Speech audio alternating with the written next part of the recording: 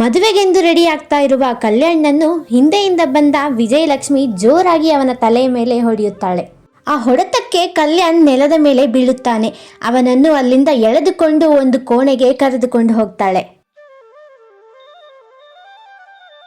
ನೋಡು ಕಲ್ಯಾಣ್, ಇವಾಗಲೇ ಈ ಮದುವೆಯಿಂದ ನೀನು ಓಡೋಗ್ಬೇಕು. ಈ ಕ್ಷಣನೇ ಯಾರಿಗೂ ಕಾಣಿಸ್ದೇ ಇರೋ ಥರ ಈ ಮದುವೆಯಿಂದ ಓಡೋಗು. ಈ ಮದುವೆ ಆಗಬಾರ್ದು ನೀನು, ಇದೇ ನನ್ನ ಆಸೆ. ಆದರೆ ನಾನು ರಂಜಿತನ ಮದುವೆ ಆಗ್ತೀನಿ ಅಂತ ಅವಳಿಗೆ ಮಾತು ಕೊಟ್ಟಿದ್ದೆ. ಏನು ಕಲ್ಯಾಣ್, ನಿನಗೆ ಮಾತು ಮುಖ್ಯನಾ ಇಲ್ಲ ನಿನ್ನ ಪ್ರಾಣ ಮುಖ್ಯನಾ? ನಿಮ್ಮ ಅಮ್ಮನ ಪ್ರಾಣದ ಬಗ್ಗೆ ಯೋಚನೆ ಮಾಡು. ನನಗೆ ಊರಿನ ಹಿರಿಯರು ಗೊತ್ತಿದ್ದಾರೆ. ನಿನ್ನನ್ನು ನಿಮ್ಮ ಅಮ್ಮನ ಈ ಊರಿಂದ ಆಚೆ ಹಾಕಿಸ್ತೀನಿ. ಸುಮ್ಮನೆ ಇಲ್ಲಿಂದ ಓಡೋದ್ರೆ ಸರಿ, ಇಲ್ಲ ಅಂದರೆ ನಾನು ಏನು ಮಾಡ್ತೀನೋ ನನಗೆ ಗೊತ್ತಿಲ್ಲ. ಇವಾಗಲೇ ಹೊರಟೋಗಿಲ್ಲಿಂದ. ವಿಜಯಲಕ್ಷ್ಮಿ ಹಾಗೆಂದು ಬೆದರಿಸಿದ ತಕ್ಷಣ ಕಲ್ಯಾಣ್ ಮದುವೆಯೇ ಬೇಡ ಎಂದು ಅಲ್ಲಿಂದ ಓಡಿ ಹೋಗುತ್ತಾನೆ.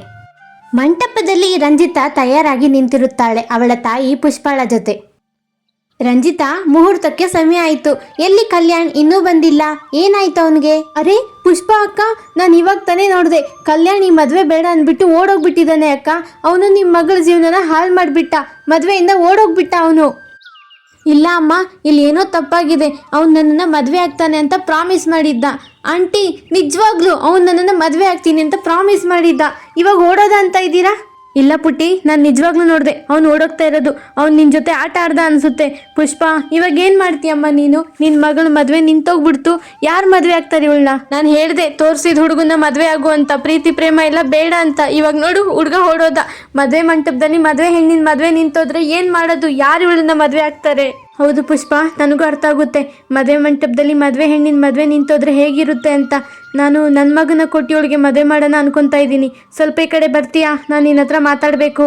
ಹಾಗೆಂದು ಹೇಳಿ ಪುಷ್ಪಾಳನ್ನು ವಿಜಯಲಕ್ಷ್ಮಿ ಪಕ್ಕಕ್ಕೆ ಕರೆದುಕೊಂಡು ಹೋಗ್ತಾಳೆ. ಕೋಣೆಯ ಒಳಗೆ ಹೋಗಿ ಇಬ್ಬರು ಏನನ್ನೋ ಮಾತನಾಡಿ ಆ ನಂತರ ಹೊರಗಡೆ ಬರುತ್ತಾರೆ.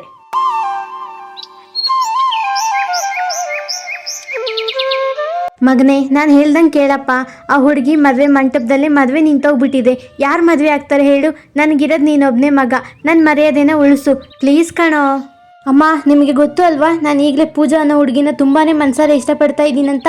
ನೀವು ಯಾಕಮ್ಮ ನನ್ನ ಬಾಳನ್ನು ನರಕಕ್ಕೆ ತಳ್ಳುತ್ತಾ ಇದ್ದೀರಾ? ನಾನು ಈ ಮದುವೆ ಆಗೋದಿಲ್ಲ ಅಮ್ಮ. ನೋಡು ಮಗನೇ, ಹೇಳಿದಷ್ಟು ಕೇಳು. ತಾಯಿ ಮಾತು ಕೇಳೋದಿಲ್ವ ನೀನು? ಆ ಹುಡುಗಿನ ಮದುವೆ ಆಗು. ಆ ನಂತರ ಏನಾಗುತ್ತೋ ನೋಡೋಣ, ಸರಿನಾ? ಮದುವೆ ಮಂಟಪದಲ್ಲಿ ನಿಂತಿದ್ದಾಳೆ, ಹೋಗಪ್ಪ, ಅವಳನ್ನ ಮದುವೆ ಆಗು ಅಷ್ಟೇ. ವಿಜಯಲಕ್ಷ್ಮಿ ಹಾಗೆಂದು ಹೇಳಿದಾಗ ರಾಹುಲ್ ರಂಜಿತಾಳನ್ನು ಮದುವೆ ಆಗ್ತಾನೆ. ಆದರೆ ರಂಜಿತಾ ಮನಸ್ಸಲ್ಲಿ ಕಲ್ಯಾಣ್ನ ಬಗ್ಗೆ ತುಂಬಾನೇ ಚಿಂತೆ ಇರುತ್ತದೆ. ಪ್ರೀತಿ ಮಾಡಿದ ಹುಡುಗ ಹೇಗೆ ಹೊಡೆಯೋದ ಎಂದು. ಆದರೂ ಸಹ ಎಲ್ಲರ ಕಾಲಿಗೆ ಬಿದ್ದು ಅವಳು ಆಶೀರ್ವಾದವನ್ನು ಪಡೆಯುತ್ತಾಳೆ. ಕೊನೆಗೂ ಊರಿನ ಜನರು ಆಡೋ ಬಾಯಿಗೆ ತುತ್ತಾಗಿಲ್ಲ ನೀನು. ಇನ್ಮೇಲಾದರೂ ಸುಖವಾಗಿರು. ಆ ಕಲ್ಯಾಣ್ನ ಮರ್ತೋಗ್ಬಿಡು, ಸರಿನಾ? ಆರಾಮಾಗಿ ಜೀವನ ಮಾಡು. ಅಕ್ಕ ಚೆನ್ನಾಗಿ ನೋಡ್ಕೊತಾರೆ ನಿನ್ನನ್ನು. ನೋಡು ರಂಜಿತಾ, ನಾನು ನಿನ್ನನ್ನು ಇಷ್ಟಪಡ್ತಾ ಇಲ್ಲ. ನಾನು ಈಗಾಗಲೇ ಬೇರೆ ಹುಡುಗಿನ ಇಷ್ಟಪಡ್ತಾ ಇದ್ದೀನಿ. ಮದುವೆ ಅಂತ ಆದರೆ ನಾನು ಆ ಹುಡುಗಿನೇ ಆಗೋದು ಅಂತ ಕೂಡ ಅವಳಿಗೆ ಪ್ರಾಮಿಸ್ ಮಾಡಿದ್ದೀನಿ. ನೀನು ನನ್ನ ಹೆಂಡತಿನೂ ಅಲ್ಲ. ರಾಹುಲ್, ಇದೇನು ಹೇಳ್ತಾ ಇದೆಯಾ ನೀನು? ಊರಿನ ಜನರು ಮುಂದೆ ಎಲ್ಲ ನೀನು ನನ್ನ ಕೈ ಹಿಡಿದು ಮದುವೆ ಆಗಿದೆಯಾ. ಇವಾಗ ನೋಡಿದ್ರೆ ನೀನು ನನಗೆ ಹೆಂಡತಿ ಸ್ಥಾನ ಕೊಡಲ್ಲ ಅಂತ ಇದೆಯಾ? ಏನು ರಾಹುಲ್? ಹೌದು, ನಾನು ನಿಜ ಹೇಳ್ತಾ ಇದ್ದೀನಿ. ನಾನು ನನ್ನ ಹುಡುಗಿಗೆ ಮೋಸ ಮಾಡೋಕ್ಕಾಗೋದಿಲ್ಲ. ನಾನು ಅವಳನ್ನೇ ಮದುವೆ ಆಗೋದು. ನೀನು ಸುಮ್ಮನೆ ಈ ಮನೆಗಿದೆಯಾ, ನಮ್ಮ ಅಮ್ಮನ ಆಸೆಯಿಂದ ಇದೆಯಾ ಅಷ್ಟೇ. ನಮ್ಮ ಅಮ್ಮನ ಮಾತು ಕೇಳ್ಕೊಂಡು ಅಷ್ಟೇ ಇರು. ಹಾಗೆಂದು ಹೇಳಿ ರಾಹುಲ್ ಕೋಪದಿಂದ ಕೋಣೆಗೆ ಹೋಗುತ್ತಾನೆ. ರಂಜಿತಾ ಪುಟ್ಟಿ, ಏನು ಕಳ್ತಾ ಇದೆಯಾ ನೀನು? ಎಲ್ಲ ಆಗಿದ್ದಾಗೋಯ್ತು. ಇನ್ನು ಇದೆ ನಿನ್ನ ಮನೆ, ಸರಿನಾ? ಈ ರೇಷ್ಮೆ ಸೀರೆ ಒಡವೆನ ಬಿಚ್ಚಿಟ್ಬಿಟ್ಟು ನನಗೆ ಕೊಡು. ನಾನೆಲ್ಲಾದರೂ ಎತ್ತಿಡ್ತೀನಿ. ಹಾಂ ಅತ್ತೆ, ನಾನು ಕೋಣೆಗೆ ಹೋಗಿ ಫ್ರೆಶ್ ಅಪ್ ಆಗಿಬಿಟ್ಟು ಎಲ್ಲ ಮಡಚಿ ಎತ್ತಿಟ್ಬಿಟ್ಟು ಕೊಡ್ತೀನಿ ಅತ್ತೆ ನಿಮಗೆ.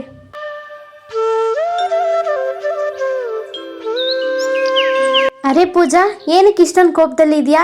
ಯಾಕೆ ನನ್ನ ಹತ್ರ ಮಾತಾಡ್ತಿಲ್ಲ? ನೀನು ಇಷ್ಟೊಂದು ಕೋಪದಲ್ಲಿದ್ದರೆ ನೋಡೋಕ್ಕೆ ಚೆನ್ನಾಗಿ ಕಾಣಿಸೋದಿಲ್ಲ. ಸ್ವಲ್ಪ ನನ್ನ ಕಡೆ ತಿರುಗು. ಏನಾಯ್ತಂತ ಹೇಳು. ರಾಹುಲ್, ಏನೂ ಆಗದೆ ಇರೋಂಗೆ ನಟಿಸ್ಬೇಡ, ಸರಿನಾ? ಊರಿನ ಜನರು ನನಗೆಲ್ಲ ಹೇಳಿದ್ರು ನೀನು ಯಾವುದೋ ಬೇರೆ ಹುಡುಗಿನ ಮದುವೆ ಆಗಿದೆಯಾ ಅಂತ. ನನ್ನನ್ನು ಪ್ರಾಮಿಸ್ ಮಾಡಿಬಿಟ್ಟು ನೀನು ಹೇಗೆ ನನಗೆ ಮೋಸ ಮಾಡೋಕ್ಕಾಗುತ್ತೆ ಹೇಳು? ಅರೆ ಪೂಜಾ, ನಾನು ನಿಜವಾಗ್ಲೂ ನಿನ್ನನ್ನೇ ಮದುವೆ ಆಗ್ತೀನಿ. ನನ್ನ ಮನಸಾರೆ ಇಷ್ಟಪಡ್ತಾ ಇರೋದು ಸಹ ನೀನೇ, ಸರಿನಾ? ನಾನು ನಿನ್ನನ್ನು ಅಮ್ಮ ಹತ್ರ ಒಪ್ಪಿಸ್ಬಿಟ್ಟು ಒಂದಲ್ಲ ಒಂದಿನ ಮದುವೆ ಆಗೇ ಆಗ್ತೀನಿ, ಸರಿನಾ? ನಾನು ಅವಳನ್ನು ಹೆಂಡತಿ ರೂಪದಲ್ಲಿ ಸ್ವೀಕರಿಸಿಲ್ಲ. ಯಾವತ್ತಿದ್ರೂ ನೀನೇ ನನ್ನ ಮೊದಲನೇ ಹೆಂಡತಿ, ಕೊನೆ ಹೆಂಡತಿ, ಸರಿನಾ?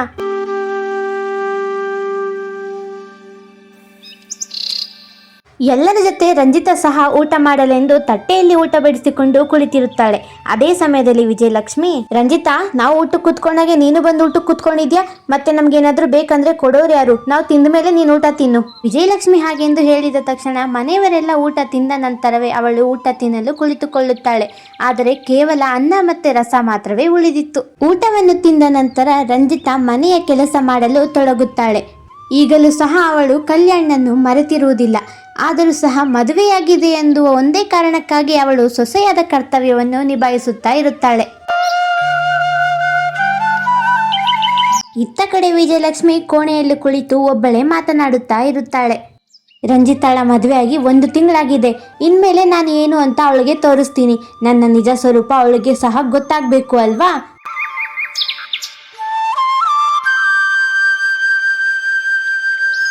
ರಂಜಿತಾ ಬೇಜಾರಾಗಿ ರೂಮಿನಲ್ಲಿ ಕುಳಿತಿರುತ್ತಾಳೆ. ಅದೇ ಸಮಯದಲ್ಲಿ ಅವಳ ಅತ್ತೆ ಅಲ್ಲಿಗೆ ಬಂದು ಹೇಳುತ್ತಾಳೆ, ಓಹ್ ಮಹಾರಾಣಿ, ನಿನಗೆ ಪ್ರತಿದಿನ ಸಹ ನಾನು ಬಂದು ಹೇಳಬೇಕಾ? ಹೋಗಿ ಮನೆ ಕೆಲಸ ಮಾಡು ಅಂತ, ಅಡುಗೆ ಮಾಡು ಅಂತ ಹೇಳಿದ್ದೀನಿ. ಹೊಟ್ಟೆ ಹಸು ಅಂತ ನಿಂಗೆ ಗೊತ್ತಾಗೋದಿಲ್ವಾ ಅಷ್ಟು? ಅತ್ತೆ, ನೀವು ಇದು ಹೇಗೆ ಈ ಥರ ಮಾತಾಡ್ತಾ ಇದ್ದೀರಾ? ಇಷ್ಟು ದಿನ ನನ್ನ ಹತ್ರ ಚೆನ್ನಾಗಿ ಮಾತಾಡ್ತಾ ಇದ್ರಿ ಅಲ್ವಾ? ಇವತ್ತ್ಯಾಕತ್ತೆ ನೀವು ಇಷ್ಟೊಂದು ಕೋಪದಲ್ಲಿ ಮಾತಾಡ್ತಾ ಇದ್ದೀರಾ? ಏನಾಯ್ತು? ಅರೆ, ಏನಾಯ್ತು ಅಂತ ಕೇಳ್ತಾ ಇದ್ರೆ, ಇಷ್ಟು ದಿನ ನಾನು ಆಡಿದ್ದೆಲ್ಲ ನಾಟಕ. ಇವಾಗ ನನ್ನ ನಿಜ ಸ್ವರೂಪ ನಿನಗೆ ಗೊತ್ತಾಗಿದೆ ಅಲ್ವಾ? ಹೋಗೋಗು, ಹೊಟ್ಟೆ ಹಸುವು, ಅಡುಗೆ ಮಾಡು ಬೇಗ. ಆನಂತರ ರಂಜಿತಾ ಅಡುಗೆ ಮನೆಗೆ ಹೋಗಿ ಅಡುಗೆಯನ್ನು ಮಾಡುತ್ತಾಳೆ. ಅವಳ ಅತ್ತೆಯ ನಿಜ ಸ್ವರೂಪ ರಂಜಿತಾಳ ಕಣ್ಣ ಮುಂದೆ ಬಂದಿರುತ್ತದೆ.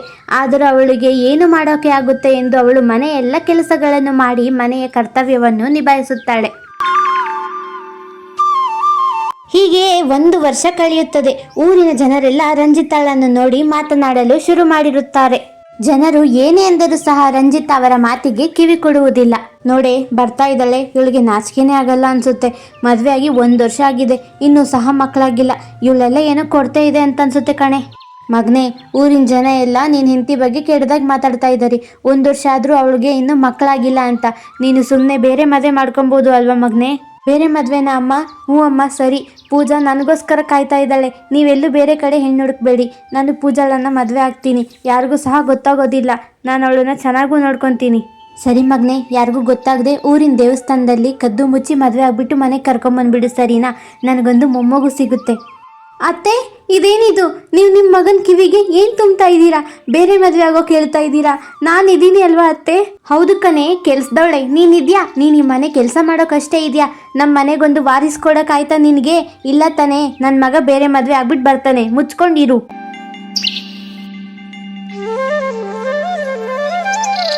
ಆನಂತರ ರಾಹುಲ್ ಪೂಜಾಳನ್ನು ಯಾರಿಗೂ ತಿಳಿಯದೆ ದೇವಸ್ಥಾನದಲ್ಲಿ ಕದ್ದು ಮುಚ್ಚಿ ಮದುವೆ ಆಗ್ತಾನೆ. ಮನೆಗೆ ಕರೆದುಕೊಂಡು ಬಂದಾಗ ವಿಜಯಲಕ್ಷ್ಮಿ ಪ್ರೀತಿಯಿಂದ ಪೂಜಾಳಿಗೆ ಆರತಿಯನ್ನು ಬೆಳಗುತ್ತಾಳೆ. ಪೂಜಾ ಅಲ್ಲಿ ನಿಂತಿರುವ ರಂಜಿತಾಳನ್ನು ನೋಡಿ, ಅರೆ, ಇದೇನು ಮಾಡಿಬಿಟ್ಟೆ ನಾನು? ನನ್ನ ಪ್ರೀತಿ ಉಳಿಸ್ಕೊಳಕ್ಕೋಸ್ಕರ ನಾನು ಇನ್ನೊಬ್ಬರ ಮನೆ ಹಾಳು ಮಾಡಿಬಿಟ್ನಾ? ಹಾಗೆಂದು ಯೋಚಿಸುತ್ತಿರುವಾಗ ವಿಜಯಲಕ್ಷ್ಮಿ ಸಹ ರಂಜಿತಾಳನ್ನು ತಿರುಗಿ ನೋಡಿ ಅವಳಿಗೆ ಕೋಪ ಬರುತ್ತದೆ. ಮನೆಗೆ ಬಂದ ತಕ್ಷಣ ಆಗಲೇ ರಂಜಿತಾಳನ್ನು ಇಷ್ಟು ಪ್ರೀತಿಯಿಂದ ನೋಡ್ತಾ ಇದ್ದಾಳ. ನಾನು ಇದಕ್ಕೆ ಏನಾದರೂ ಒಂದು ಮಾಡಲೇಬೇಕು.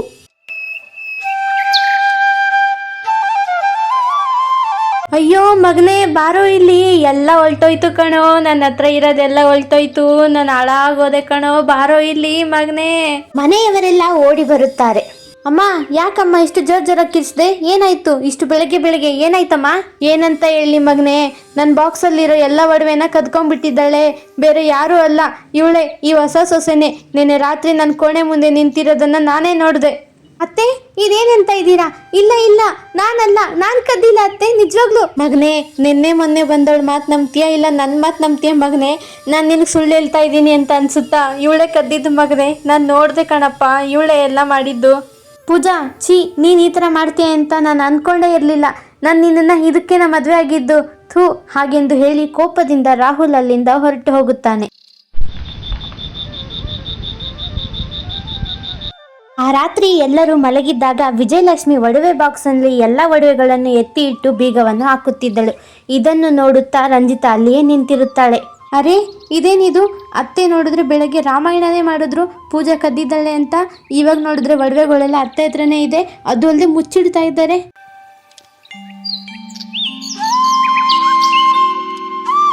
ಮರುದಿನ ಬೆಳಗ್ಗೆ ಪೂಜಾ ಕೋಣೆಯಲ್ಲಿ ಬೇಜಾರಿನಿಂದ ಕುಳಿತಿರುತ್ತಾಳೆ. ಅದೇ ಸಮಯದಲ್ಲಿ ರಂಜಿತಾ ಅಲ್ಲಿಗೆ ಬರುತ್ತಾಳೆ.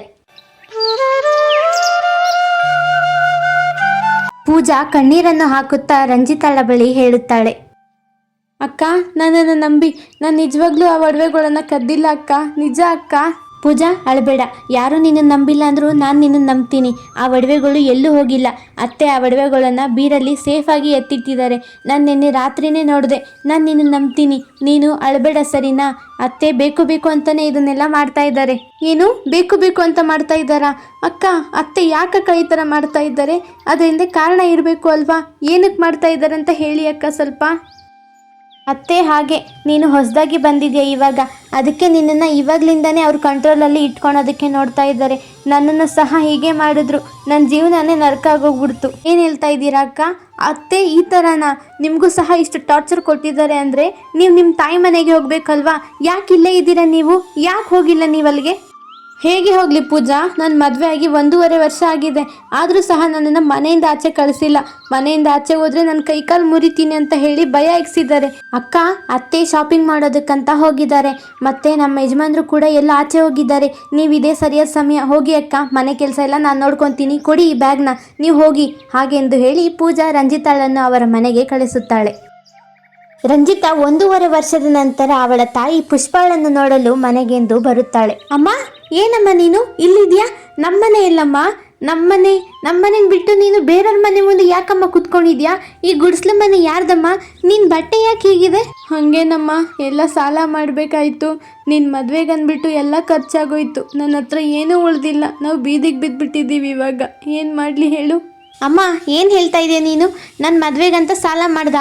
ವರದಕ್ಷಿಣೆ ಕೂಡ ತಗೊಂಡಿಲ್ಲ ಅಲ್ಲ ಅವರು? ಆ ಸಮಯದಲ್ಲಿ ಮದುವೆಯ ಹಿಂದಿನ ದಿನ ನಡೆದ ಎಲ್ಲ ಘಟನೆಯನ್ನು ಅವಳ ಮಗಳಿಗೆ ಹೇಳುತ್ತಾಳೆ. ವರದಕ್ಷಿಣೆ ರೂಪದಲ್ಲಿ ನನಗೆ ನಿನ್ನ ಮನೆ ಮತ್ತೆ ನಿನ್ನ ಜಮೀನು ಬೇಕು. ಆವಾಗಲೇ ನನ್ನ ಮಗ ನಿನ್ನ ಮಗಳನ್ನ ಮದುವೆ ಆಗ್ತಾನೆ. ಈ ಮಾತುಗಳನ್ನು ಕೇಳಿ ರಂಜಿತಾ ತುಂಬಾನೇ ಬೇಜಾರಿನಿಂದ ಮತ್ತೆ ಅವಳ ಅತ್ತೆಯ ಮನೆಗೆಂದು ಹೋಗುತ್ತಿರುತ್ತಾಳೆ.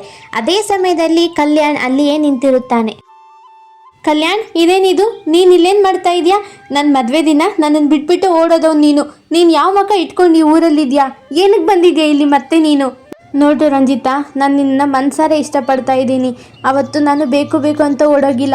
ನಿಮ್ಮತ್ತೆ ಹೀಗೆ ಮಾಡಿದ್ರು. ಹಾಗೆಂದು ಹೇಳಿ ನಡೆದ ಎಲ್ಲ ಘಟನೆಯನ್ನು ರಂಜಿತಾಳ ಬಳಿ ಹೇಳುತ್ತಾನೆ. ಈ ಮಾತುಗಳನ್ನು ಕೇಳಿ ರಂಜಿತಾ ಒಂದು ಮಾತು ಸಹ ಆಡದೆ ಮತ್ತೆ ಅವಳ ಮನೆಗೆ ಹೋಗುತ್ತಾಳೆ. ಪೂಜಾಳ ಮುಂದೆ ಕಣ್ಣೀರನ್ನು ಹಾಕುತ್ತಾ ರಂಜಿತಾ ನಡೆದ ಎಲ್ಲ ಘಟನೆಯನ್ನು ಹೇಳುತ್ತಾಳೆ.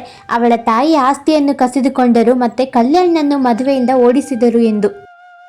ಅಕ್ಕ, ಇಷ್ಟೆಲ್ಲ ಆದರೂ ನಾವು ಸುಮ್ಮನೆ ಇರಬಾರ್ದು. ಇರುವೆಗೆ ಸ್ವಲ್ಪ ಏಟಾಯ್ತು ಅಂದರೆ ಅದು ಸಹ ನಮಗೆ ತಿರುಗಿ ಹಿಂದೆ ಕಚ್ಚುತ್ತೆ. ನೀನು ಯಾಕೆ ಸುಮ್ಮನೆ ಇದೆಯಾ? ನಡಿ, ನಾವು ಪಂಚಾಯಿತಿನ ಕರೆಸೋಣ. ನಾವು ಎಲ್ಲಾನು ಹೇಳೋಣ. ಹಾಗೆಂದು ಹೇಳಿ ರಂಜಿತಾ ಮತ್ತು ಪೂಜಾ ಹೊರಗಡೆ ಹೋಗುತ್ತಾರೆ. ಓ, ಇಬ್ರು ಎಲ್ಲೋಗ್ತಾ ಇದ್ದೀರಾ? ನಡೀರಿ ಮನೆಗೆ. ನಿಮ್ಮನ್ನು ಹೊರಗಡೆ ಬರೋದಕ್ಕೆ ಯಾರು ಹೇಳಿದ್ದು? ನಾವು ಪಂಚಾಯಿತಿ ಹತ್ರ ಹೋಗ್ತಾ ಇದ್ದೀವಿ. ನೀನು ಮತ್ತೆ ನಿಮ್ಮಮ್ಮ ಇಷ್ಟು ದಿನ ನಮಗೆ ಮಾಡಿದ್ದನ್ನ ಎಲ್ಲಾನು ನಾವು ಹೇಳೋದಕ್ಕೆ. ಹಾಗೆಂದು ಹೇಳಿದ ತಕ್ಷಣ ರಾಹುಲ್ ಮನೆಯ ಕಡೆಗೆ ಓಡಿ ಹೋಗುತ್ತಾನೆ. ಅರೆ ಮಗನೇ, ಯಾಕೆ ಇಷ್ಟು ಜೋರಾಗಿ ಓಡಿ ಬರ್ತಾ ಇದ್ದೆ? ಇಷ್ಟೊಂದು ದಣದಿದ್ಯಾ? ಇವರಿಬ್ರೇ ಎಲ್ಲೋದ್ರು? ನಿನಗೆ ನೀರು ಸಹ ತಗೊಂಡ್ಬಂದು ಕೊಡೋಕ್ಕೆ ಯೋಗ್ಯತೆ ಇಲ್ವಾ ಇವ್ರಿಗೆ? ಕರಿ ಅವರನ್ನ. ಎಲ್ಲೋದ್ರು ಇವರು? ಅಮ್ಮ, ಅವರಿಬ್ರು ಸೇರ್ಕೊಂಡು ಅದು ಪಂಚಾಯಿತಿ ಹತ್ರ ಹೋಗಿದ್ದಾರಮ್ಮ. ನಮ್ಮಿಬ್ಬರ ಮೇಲೆ ದೂರ ಹೇಳೋದಕ್ಕೆ ಏನಾದರೂ ಮಾಡಬೇಕು ಅಮ್ಮ. ನಾವಿವಾಗ ಏನಾದರೂ ಮಾಡಲೇಬೇಕು. ರಾಹುಲ್ ಹಾಗೆಂದು ಹೇಳಿದ ತಕ್ಷಣ ವಿಜಯಲಕ್ಷ್ಮಿಗೆ ತುಂಬಾನೇ ಗಾಬರಿಯಾಗುತ್ತದೆ.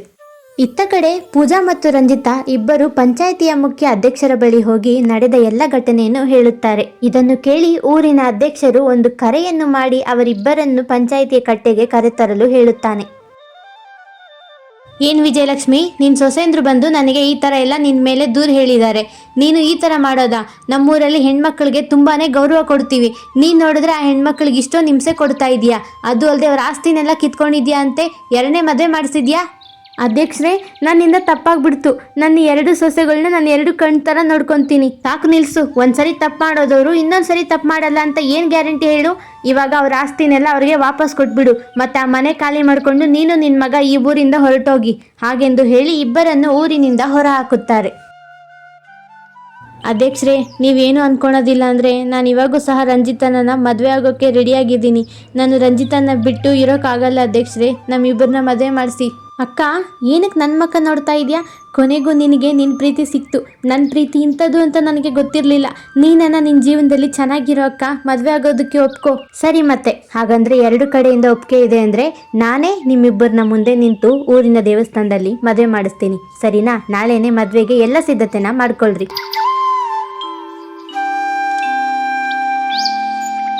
ಮರುದಿನ ಊರಿನ ದೊಡ್ಡ ದೇವಸ್ಥಾನದಲ್ಲಿ ರಂಜಿತಾ ಮತ್ತು ಕಲ್ಯಾಣ್ನ ಮದುವೆ ಆಗುತ್ತದೆ. ಇಬ್ಬರು ಈಗ ತುಂಬಾನೇ ಖುಷಿಯಾಗಿ ಜೀವನ ಮಾಡೋಕೆ ಶುರು ಮಾಡುತ್ತಾರೆ. ಸೊ ಹಾಯ್ ಫ್ರೆಂಡ್ಸ್, ನನ್ನ ಕತೆ ಇಷ್ಟ ಆದರೆ ಲೈಕ್ ಮತ್ತು ಸಬ್ಸ್ಕ್ರೈಬ್ ಮಾಡೋದನ್ನು ಮರಿಬೇಡಿ. ನಿಮ್ಮ ಹೆಸರನ್ನು ಬಳಸ್ತಾ ಇದ್ದೀನಿ ಅಲ್ವಾ, ನೀವು ನಿಮ್ಮ ಫ್ರೆಂಡ್ಸ್ಗೆ ಸಹ ನನ್ನ ವೀಡಿಯೋಸ್ನ ಶೇರ್ ಮಾಡಿ ಸ್ವಲ್ಪ ಸಪೋರ್ಟ್ ಮಾಡಿ.